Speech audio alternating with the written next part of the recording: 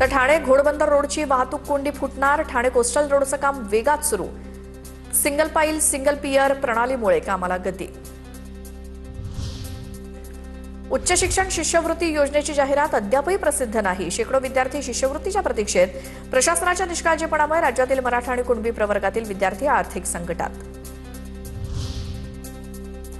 पादचारी उड्डाणपुलासाठी कांजूरमध्ये ब्लॉक घेण्यात येणार असल्यामुळे ठाणे लोकल रद्द. उद्या मध्यरात्री 1 ते पहाटे 4:30 पर्यंत विक्रोळी ते मुलुंड दरम्यान ब्लॉक.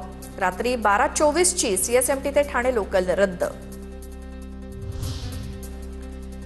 अनधिकृत बांधकामांवरती कारवाई करताना अतिक्रमणकर्ते खुश होतील अशा पद्धतीनं वागू नका. मुंबई उच्च न्यायालयानं मुंबई पालिकेला फटकारलं. पालिका आयुक्तांना पवईच्या झोपडपट्ट्या हटवण्यासाठी 10 दिवसात कृती आराखडा सादर करण्याचे निर्देश. सीबीएसई बोर्डाच्या 10वी आणि 12वीच्या उत्तरपत्रिका शिक्षकांना देण्याऐवजी संगणकाच्या स्क्रीनवरती तपासल्या जाणार. डिजिटल पोर्टलद्वारे शिक्षकांना उत्तरपत्रिका दिसणार. तर सीबीएसई परीक्षा नियंत्रक संयम भारद्वाज यांची माहिती. आता मुंबई आणि पुण्यातल्या टॉप 9 न्यूज बघणार आहोत. मुंबईत मार्चमध्ये म्हाडाच्या 5,000 घरांसाठी सोडत. बहुतांश घरं अल्प आणि मध्यम उत्पन्न गटासाठी. 2,500 घरं पत्राचाळीत असल्याची माहिती.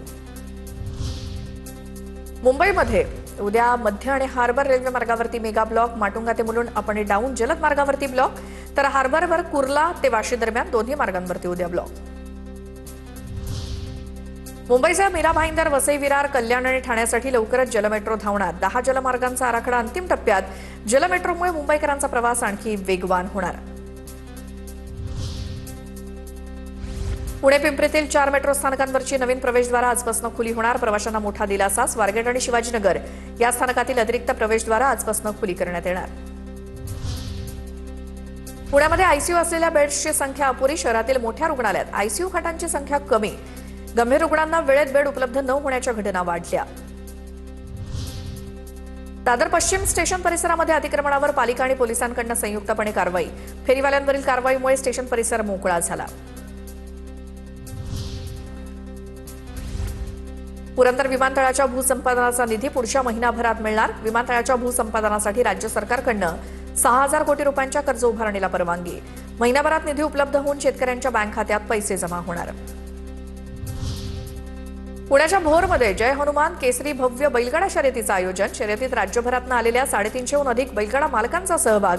शर्यतींचा थरार बघण्यासाठी बैलगाडा शौकीनांची मोठी गर्दी.